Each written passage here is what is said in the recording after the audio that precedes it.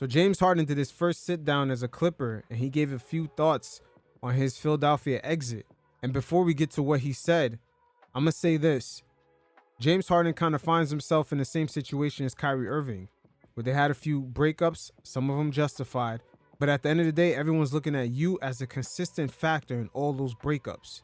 So it's time to prove yourself. And the type of roster the Clippers have, especially with Russell Westbrook, there's going to be little room for errors. And when I say errors, I'm talking about small errors. The off-ball movement, not being quite as sharp in defensive pick and rolls. James Harden being a catch-and-shoot guy, which is already suspect, but we're going to see how that fit works. And even though the Clippers did get James Harden, that still doesn't solve their issue with their main rival, which is Jokic. Because the same problems he gave him in the bubble, they still have yet to solve those issues. And with the addition of James Harden does create some new circumstances for the Clippers. How will Russell Westbrook respond in his role changing once again? Same thing for guys like Terrence Mann. But at the end of the day, James Harden wants his money. He's in an excellent situation. He just has to prove himself as Steve Ballmer, and the Clippers are entering a brand new arena. And Steve Ballmer in particular does need a name and attraction to sell some of these tickets and keep up that team's billion-dollar evaluation. But before we get to hear from James Harden, let's take a look at some of the smoke the Mavs play-by-play announcer had for James Harden. Boy, his mic was on fire. Ask the producer to pipe this into the Clippers locker room so I can talk to you, James. I hope you're taking notes. I'm telling you in advance, you're welcome for the wisdom I'm about to spew. Because listen, I get on my knees every night and pray for someone to believe in me like Daryl Morey believed in you. You wanted a certain coach, they brought in Mike D'Antoni. You want to play a certain style, they played it. You wanted Dwight Howard, they brought him in and got rid of him when you were tired of him. You wanted Chris Paul, they brought him in and got rid of him when you were tired of him. They brought in your old friend Russell Westbrook. You want to go to Vegas on off days? They looked away. You wanted the team to stay over so you could go out at night. They changed the schedule, and it didn't work. And you know what? You said, I'm going to break up with my whoopee. Not good enough. I see the bright lights in New York. I want to go there. My old pal, Kevin Durant. It's going to work. The big three. And all after 1 year, you wanted out. You realized, oh my gosh, I took this guy for granted, the guy that believed in me. I went back with Daryl Morey. They traded Ben Simmons for you. How did they pull that off?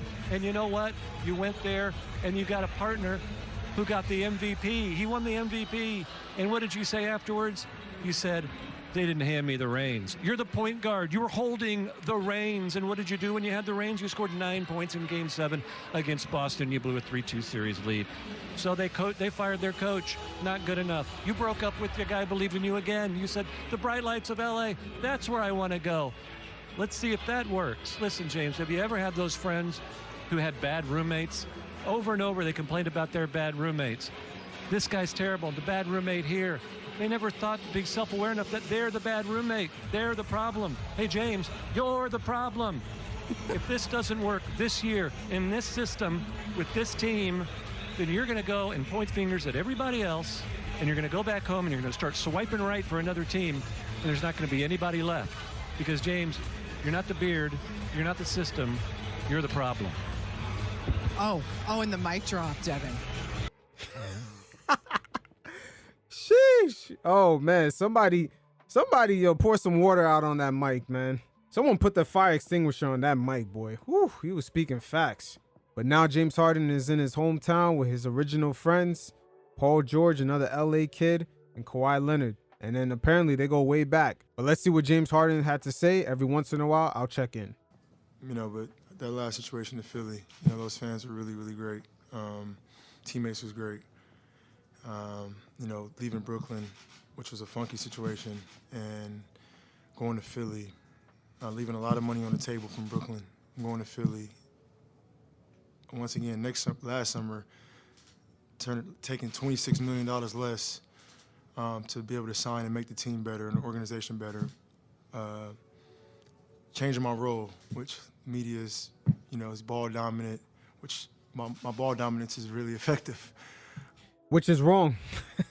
That's where James Harden finds himself at a conundrum. He believes his ball dominance was effective in order to get to the highest level, that's a flawed perspective off rip. That's pretty much the main flaw of James Harden.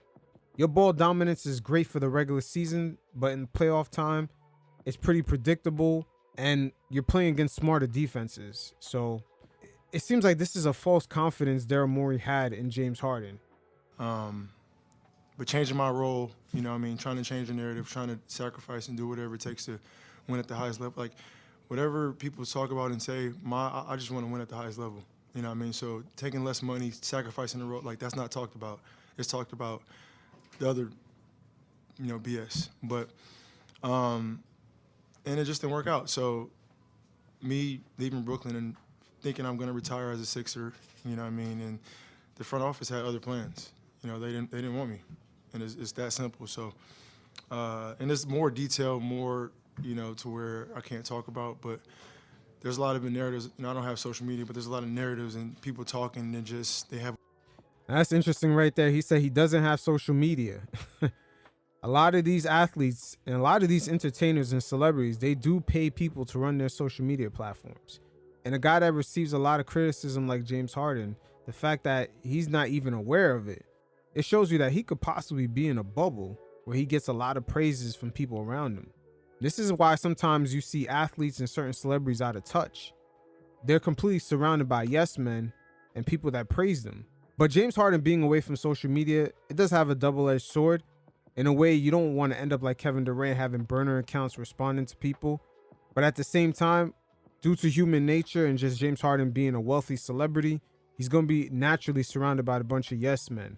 So it kind of leaves you in a bubble and you don't know what flaws to overcome, especially after a certain amount of time. All those years he's been in Houston, it's clearly obvious that he's sort of been this player that's been catered around.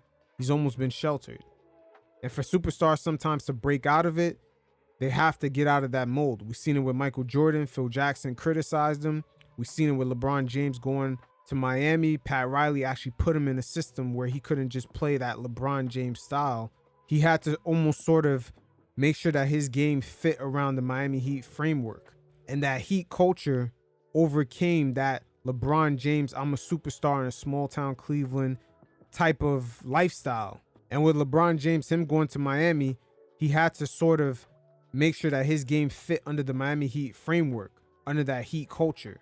LeBron was not bigger than Heat culture when he went to Miami. It may seem like that from the outside perspective with the fans, but within those locker rooms, he was not bigger than the culture that Pat Riley established down there. So Pat Riley actually held him accountable.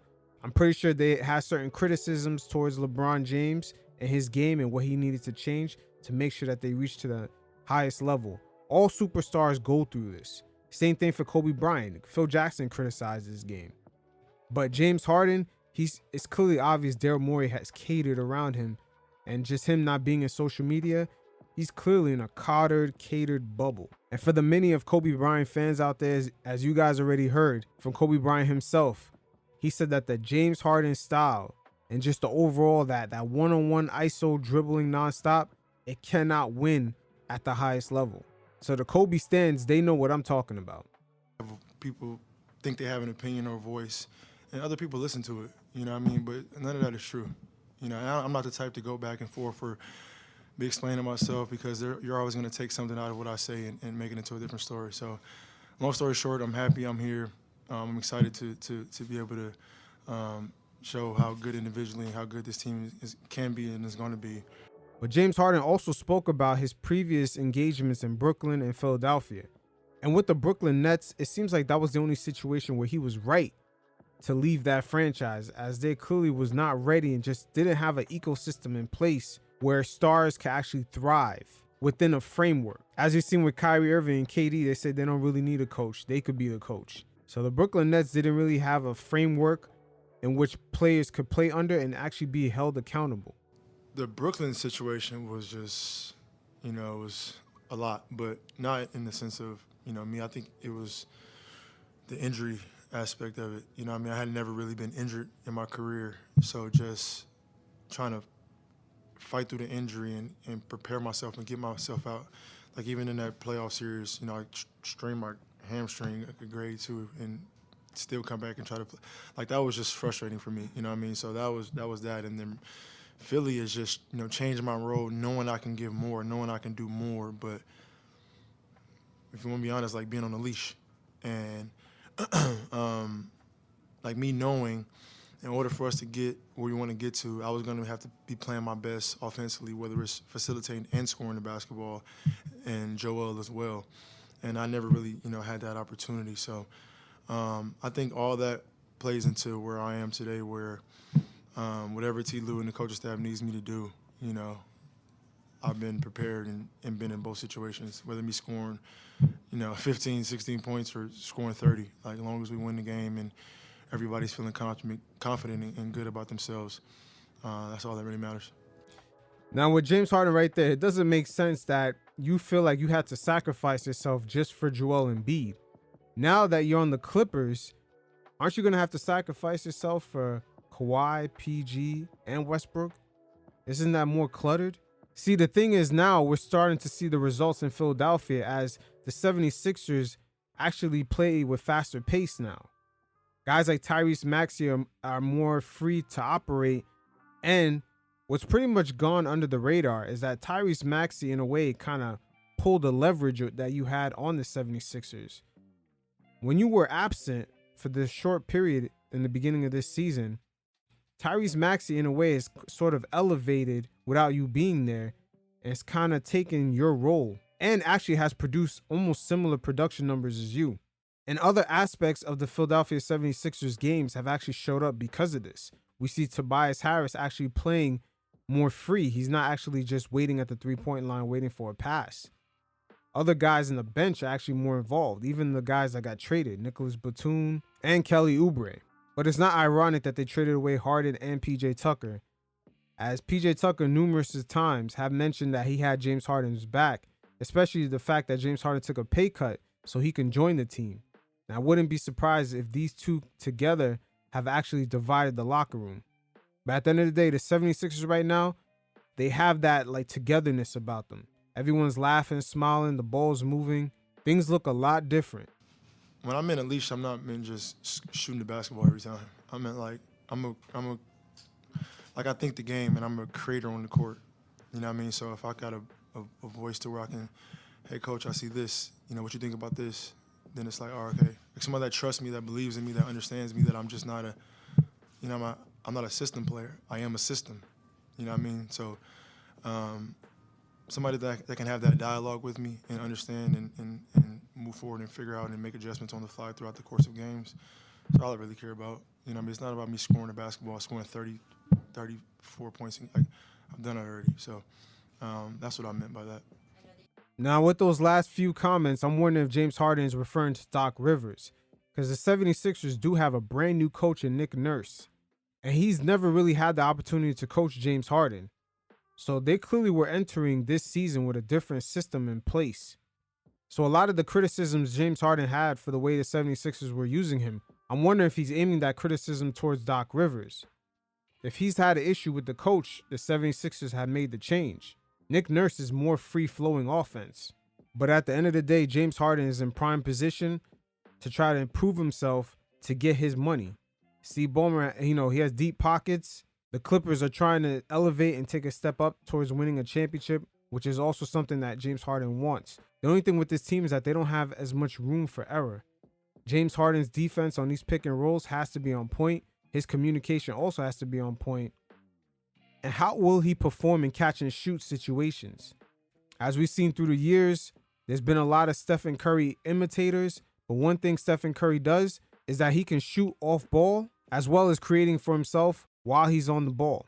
Because in all the previous teams James Harden played for, when was the last time we really seen him move off ball? To his credit, we did see James Harden change his game with Mike D'Antoni when he started, making more passes. His assist went way up. The Rockets were winning over 60 games. I do give him credit on that aspect. But now his role has definitely changed once again. It's a lot harder for him now because he's going to have to move off ball. And when he's open for three, he's going to have to catch and shoot. I've seen James Harden be wide open, catch the ball, put it down on the floor once, and then shoot. So that's not a habit of his. But the Clippers are also going to have a lot of advantages. On a lot of switches, there's going to be a mismatch. Teams are going to put their top two defenders maybe on Kawhi and PG, and James Harden is going to go one-on-one with someone that they don't want him going up against. Maybe a weaker defender right there. Or same thing, vice versa. the Clippers are definitely going to scare a lot of teams because their weakest defender is somehow going to end up on one of these guys. But at the end of the day, we're going to see how well Harden adjusts his game. And the Clippers do have the right basketball mind in Tyronn Lue to try to make this all work. So there's almost going to be no excuses. You have an owner with deep pockets, you have a great basketball coach, and you have a bunch of great players around you to win a championship. James Harden got exactly what he wanted. So at the end of the day, we'll see how this plays out. The only thing that's left is for Harden to prove himself.